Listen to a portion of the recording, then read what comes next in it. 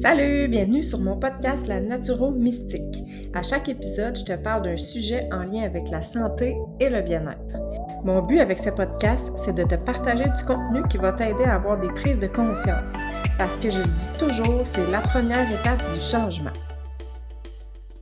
Je vais te partager mes connaissances et te motiver à prendre action maintenant pour améliorer tes habitudes de vie un pas à la fois. Je suis vraiment pleine de gratitude que tu aies choisi d'écouter mon podcast et j'espère que l'épisode d'aujourd'hui va t'aider à cheminer vers la femme que tu veux vraiment être. En passant, moi c'est Paula et c'est moi la Naturo-Mystique. Bonne écoute! Salut! Bienvenue dans un nouvel épisode de podcast.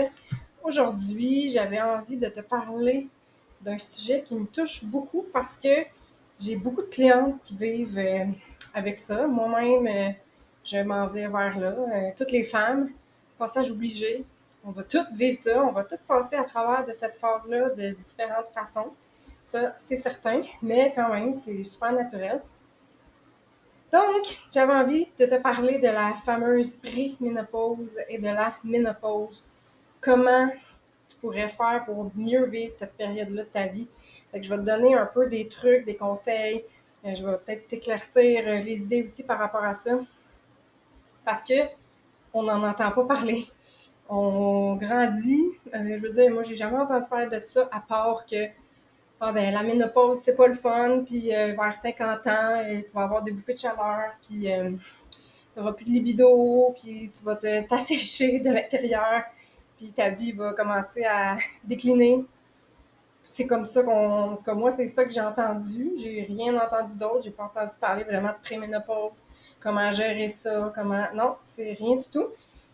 Puis, je trouve ça quand même dommage parce que même juste notre cycle menstruel, on n'est pas vraiment au courant de ça, comment gérer ça, comment optimiser son cycle menstruel, comment tracker son cycle menstruel, à quel point c'est important. Puis la préménopause, ménopause, c'est la même chose. Donc, ça commence à peu près 10 ans avant la ménopause, ces fameux symptômes-là. Encore une fois, ça peut être variable, vraiment, vraiment, d'une femme à l'autre. Il y en a qui ça passe vraiment inaperçu, d'autres qui à 40 ans pile, ça commence. Il y en a même qui ça commence avant. Fait que c'est vraiment une période transitoire, OK? Préménopause, c'est le avant la ménopause. Mais tu peux ressentir les mêmes symptômes qu'à la ménopause, mais juste moins fort.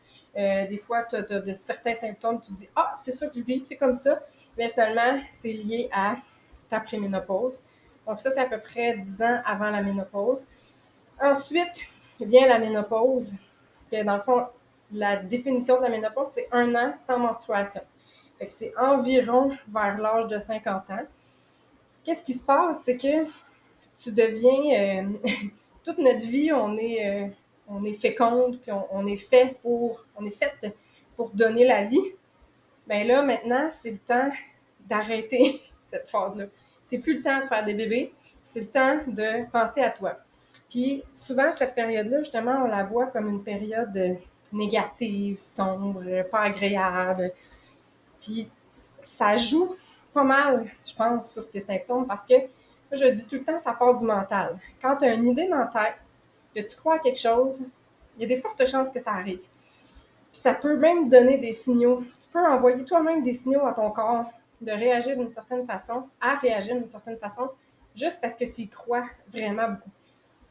Fait que premièrement, si je peux te donner un premier conseil, arrête de voir la ménopause comme quelque chose de ta vie est finie, là. Arrête de voir ça comme ça. C'est pas ça. C'est un passage obligé. J'ai écouté un podcast l'autre fois, puis elle donnait une belle définition. Elle disait c'est comme un nouveau printemps. C'est comme la puberté. C'est une phase. C'est une phase transitoire. T'sais, on la vit, la puberté, avec des pics. Je le sais, là, j'ai une ado en ce moment qui est là-dedans, là, avec des pics hormonales. Les hormones fluctuent. Tout change. L'acné, je veux dire, on sait tout, là, c'est quoi les symptômes de la puberté. On passe au travers de ça comme n'importe quoi, c'est un passage obligé. Ben, c'est la même chose avec la ménopause. On va tous passer au travers de ça. C'est pas nécessairement quelque chose de négatif. C'est plus de voir ça comme, OK, maintenant que c'est plus le temps de faire des bébés, OK, c'est fini, cette affaire-là, on peut passer à autre chose. Là, tu peux penser à toi. Tu sais, tes enfants sont plus vieux, ils n'ont plus autant besoin de toi, peut-être même qu'ils sont plus à la maison. Fait que là, c'est comme réévalue ta vie. Qu'est-ce que tu veux dans ta vie vraiment? Est-ce que ta vie en ce moment, elle te convient? Est-ce que ça fait du sens? Est-ce que tu mènes une vie de fou, là, tu cours encore partout, puis c'est plus ça, là? Fait que, tu sais, c'est souvent ça qui arrive, parce qu'entre 40 50 ans, tu sais, justement, on a les enfants, let's go, on travaille, on ci, on ça, on fait tout en même temps, puis on s'épuise. Puis après ça, c'est ça qui fait qu'on a des énormes symptômes. Fait que, tu sais, vraiment juste de prendre le temps de te demander, est-ce que tu vis la vie que tu veux? Est-ce que tu es tanné de courir partout comme ça? Est-ce qu'il n'y aurait pas des solutions pour que ça soit différent? Tu sais, réévalue ta vie, réévalue comment tu gères ton énergie. Parce que c'est souvent ça qui arrive, c'est que là, on va puiser dans nos réserves. Puis si tu n'as pas assez de réserves, ben, tu vas avoir des symptômes exagérés. C'est pas plus compliqué que ça. Moins tu as de réserves, moins tu vas bien passer au travers de cette phase-là. Plus tu as des réserves, plus facile ça va être pour toi, cette phase-là. Fait que si tu es le genre à justement courir partout, être tout le temps stressé, travailler super fort, pas dormir beaucoup, manger un petit peu sur le pouce, un peu n'importe quoi, trop t'entraîner, si tu comprends un peu le principe. Si tu es comme ça, il y a des fortes chances que tes symptômes ils soient empirés à cause de ça. Donc, le but dans tout ça, c'est d'analyser où est-ce qu'ils sont tes pertes d'énergie, où est-ce que tu perds le plus d'énergie dans ta vie, dans quelle sphère, puis de corriger ça au maximum parce que ça ne va pas s'améliorer avec des pilules. Tu auras beau faire n'importe quoi, tant que tu ne vas pas récupérer ton énergie, tu ne vas pas te donner de l'énergie, que tu ne vas pas arrêter de brûler ton énergie, ben ton corps, il va te parler. Puis quand il est tanné, ben il arrête de parler, il crie. Puis les symptômes excessifs, des gros symptômes, c'est ça, c'est ton corps qui crie. Fait que vraiment, juste de porter attention à ça, d'analyser un peu qu'est-ce qui se passe dans ta vie. C'est la première étape, premièrement. Préménopause, ménopause, peu importe. Quand tu sens que tu commences à être là-dedans, pose-toi des questions pour équilibrer ton énergie. Accepte le changement aussi. Parce que justement, on voit ça comme une passe là, de merde, là, je vais le dire. On voit ça négativement. Tu sais, la femme, ben là, elle est plus séduisante, elle est plus capable de faire des bébés, elle est rendue vieille, tu sais, c'est négatif, mais vois ça différemment, accepte le changement, accepte tout ce qui vient avec, tu sais, c'est pas nécessairement négatif de vieillir. Hein. Aujourd'hui, on vieillit, on peut avoir encore plus d'énergie en vieillissant, on n'est pas obligé d'être malade, d'être fatigué, même si on prend de l'âge, fait tu sais, commence par changer ton mindset par rapport à ça, la ménopause. Ensuite, les symptômes, j'en ai même pas parlé encore. Symptômes là, qui peuvent apparaître à peu près à partir de l'âge de 40 ans. Menstruation super abondante. Ça, j'ai comme quasiment toutes mes clientes vivent ça. Menstruation super abondante. Tu sais, c'est plus le même cycle que tu avais. Tu es comme pendant des années, tu as un cycle comme ça. Puis là, tranquillement, pas vite, c'est comme, ben voyons donc, comment ça, tout d'un coup, mes segments, ils sont vraiment abondants, ou mes cycles sont plus rapprochés, ou sont irréguliers, ou, tu sais, il y a quelque chose qui change, là, complètement par rapport à ce que c'était avant. Ben ça, c'est une petite clochette qui s'allume, un petit changement hormonal ici qui s'opère. Bien sûr, on connaît les bouffées de chaleur, ça peut être la nuit comme le jour, ça dépend vraiment. Une baisse de libido, une atrophie vaginale, une sécheresse vaginale. Hein, il peut y avoir des douleurs lors des rapports sexuels. Fait que ça peut être causé par la préménopause, la ménopause. Puis, tu sais, vu qu'on s'assèche vraiment, ben, ça peut même aller justement à sécheresse buccale, sécheresse nasale, au niveau des yeux, la peau sèche, les cheveux cassants, les ongles cassants. Fait que c'est vraiment une sécheresse du corps. J'ai pris une petite gorgée. Une diminution de la masse musculaire. Ça peut être aussi, c'est pour ça qu'on dit souvent que c'est important de faire de l'entraînement muscu parce qu'en vieillissant, on perd notre masse musculaire. Fait que c'est super important de profiter de nos muscles avant qu'on ait bu le temps. J'ai comme un petit chat dans la gorge. Difficulté à perdre du poids. Comme, voyons, moi, toute ma vie, ça allait bien, puis là, tout d'un coup, je mange comme avant, puis je comprends pas, tu sais, je perds pas de poids, même que je prends du poids. Ça peut être dû à ça aussi. Des maux de tête. Ça peut être une difficulté de concentration. Vraiment, tu sais, le cerveau qui est comme un petit peu plus au ralenti. Faiblesse, fatigue, irritabilité, je souligne. Tu as envie de changer de vie à tous les mois, là. Ça se peut que ça soit causé par ça. Puis ça aussi, tu sais, le syndrome prémenstruel, avant, peut-être que tu n'en avais pas tant, ça paraissait pas, c'était correct. Puis là, tout d'un coup, c'est vraiment plus flagrant, tu sais, on sait clairement qu'est-ce qui se passe, mais ça peut être causé par ça aussi. Fait que, c'est tout ce qui est du côté stress, anxiété, dépression, tu sais, tout ce qui est vraiment dans le côté des émotions, ça peut ça aussi être causé par la ménopause qui s'en vient. Fait que, tu sais, c'est quand même assez vague comme symptômes. Puis t'es pas obligé de toutes les avoir non plus, là. Tu sais, juste les menstruations super abondantes, juste ça, c'est un petit signe que ça s'en vient. Fait que là, qu'est-ce qui est important, c'est de réévaluer, comme que je disais, où est-ce que tu perds de l'énergie, comment tu pourrais faire pour conserver ton énergie. C'est super important. Euh, le stress, c'est vraiment l'ennemi commun, l'ennemi juré de ça. Il y a vraiment le dos large, là, tu sais, parce que peu importe ce qui se passe, le stress va créer de l'inflammation.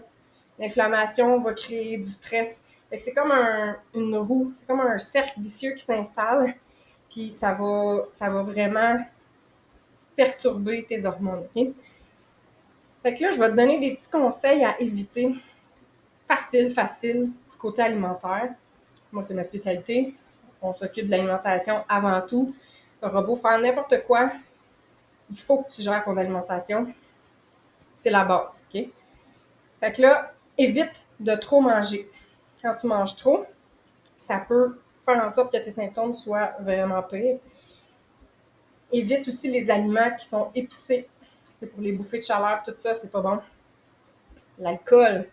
Si t'es du genre à boire de l'alcool vraiment de façon régulière, que t'en bois en grande quantité, ding ding, une petite cloche, ça se peut que juste en arrêtant de boire de l'alcool, tes symptômes vont vraiment beaucoup diminuer.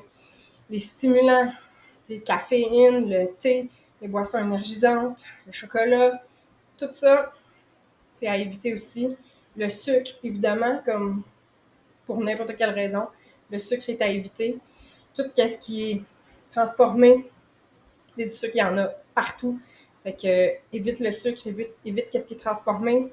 Les viandes rouges aussi, peut-être pas nécessairement à éviter, mais à diminuer. Si toi, tu manges de la viande rouge à tous les jours, ben là, je te conseillerais peut-être de diminuer, là, tu sais, 1 ou 2 fois par semaine, la quantité de viande rouge que tu manges. Qu'est-ce que tu pourrais faire du côté alimentation qui va vraiment t'aider aussi? Tu sais, oui, enlever, mais ajouter d'autres choses. Dans le fond, là, le mot d'ordre, là, c'est mange le plus naturel possible. Casse-toi même pas à la tête, là, mange juste le plus naturel possible, OK? Des fruits, des légumes, des noix, des bons gras, des grains entiers. Je veux dire, si tu tiens là-dedans, là, tu vas donner un énorme boost d'énergie, de vitamines, de nutriments à ton corps. Tu enlèves tout le reste que je t'ai dit tantôt, là, ton corps va vraiment te remercier, c'est sûr, sûr, sûr. Vraiment super important. On gère l'alimentation, on gère le niveau de stress aussi, comme je disais tantôt. Tu sais, si t'es du genre à t'éparpiller partout, là, tu vas porter les enfants au cours de ci, l'autre au cours de ça, là, tu fais la cuisine, charge mentale, là, tu travailles super gros, tu fais de l'overtime. Je veux dire, t'arrêtes jamais. Ben, ça se peut que toi, tu te dises, ah, ben, je vis bien avec ça, mais que finalement, ton corps, c'est pas ça qu'il veut, là. Il a besoin d'une petite pause, il a besoin de se calmer les nerfs un petit peu. Fait que fais attention à ça. Puis, si je peux te donner un petit conseil côté supplémentation, un petit supplément naturel qui est vraiment bon pour ça parce que justement, on a une baisse d'estrogène. Fait que là, on va aller se supplémenter en estrogène. C'est de lacté à grappe noire. Fait que ça, c'est super bon. Juste vérifier, faire attention avec ton pharmacien. Si tu prends des médicaments, vraiment vérifie ça avant d'aller chercher ce supplément-là. Aussi, évite de l'acheter en pharmacie. C'est pas toutes les compagnies qui ont des super bons ingrédients dans leurs suppléments. Si tu veux des trucs pour ça, ben tu peux m'écrire puis je vais te conseiller quelques marques en particulier. Parce que tu sais, quand on prend des suppléments, c'est pour nous aider, c'est pas pour nous nuire. Puis on veut une dose thérapeutique qui va faire un effet, hein, qui va pas comme juste on va le prendre puis il se passera rien. Fait que tu sais, vraiment, si tu as des symptômes là-dedans, puis que tu essaies lacté à grappe noire, il y a des fortes chances que ça va t'aider, mais encore là, je te dis pas de tout laisser. Tu continues de boire de l'alcool, tu continues de trop manger, tu prends des stimulants, tu dors pas, tu cours partout, mais tu prends de lactate à grappe noire, ta vie va changer. Non.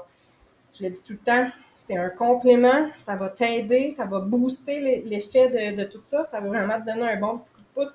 Mais c'est sûr qu'il faut que tu t'aides aussi côté alimentation, côté habitude de vie. Tu sais, il faut que tu dormes. Dors. Prends le temps de dormir. Tu dors pas? Trouve les causes. Pourquoi tu dors pas? Qu'est-ce qui fait que tu dors pas? Qu'est-ce qui fait que tu es stressé? Tu sais, trouve les causes. Prends-toi en main. Prends ta vie en main. Prends ta santé en main. Puis dis-toi que si en ce moment, tu as 40 ans, même avant, puis que tu n'as pas de symptômes de ce genre-là, ben, tu peux commencer à mettre tout ça en place pour éviter de vivre ça plus tard. Parce que plus qu'on fait attention, moins on a ça, ces symptômes-là plus tard. Fait que commence ça déjà là à te prendre en main, à changer tes habitudes de vie. Il n'est jamais trop tard de toute façon. Même si tu es en ménopause, il n'est pas trop tard. Continue de mettre des choses en place pour t'aider. Puis si jamais tu as besoin d'aide pour aller plus loin, ben, je suis là. Je peux t'aider vraiment. Là, je te donne des conseils assez larges, assez vagues. C'est sûr qu'on peut aller vraiment plus loin, vraiment plus de façon personnalisée. Puis c'est ça. Fait que si tu as besoin d'aide, ben gêne-toi pas. Écris-moi. Puis sinon, ben j'espère que tu as apprécié ce podcast qui était vraiment court.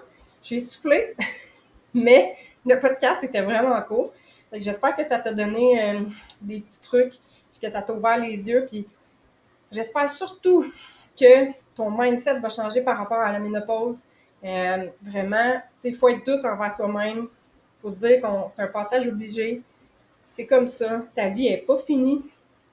Tu as le pouvoir encore sur tes symptômes. C'est vrai, je voulais donner un petit... je voulais parler d'une petite chose avant. Si tu n'as pas écouté le documentaire L'Automéno, je te le conseille. C'est sur quelle plateforme? Je me souviens plus. C'est pas... Ici.tout.tv. Voyons, c'est quoi? Ici. En tout cas, tape dans Google L'Automéno. Va écouter ça. Super intéressant, vraiment. Si tu es là-dedans, tu vas pouvoir te comparer à d'autres femmes, tu vas te sentir moins seule, tu vas voir qu'il y a des solutions, puis que justement, les choses ont vraiment changé dans les dernières années. Fait que c'est un super beau documentaire de Véronique Cloutier. On va écouter ça. Et d'ailleurs, dans ce documentaire-là, il parle beaucoup des hormones bioidentiques. Fait que si tu es rendu à prendre des hormones, parce qu'encore là, les hormones, c'est un plaster, OK?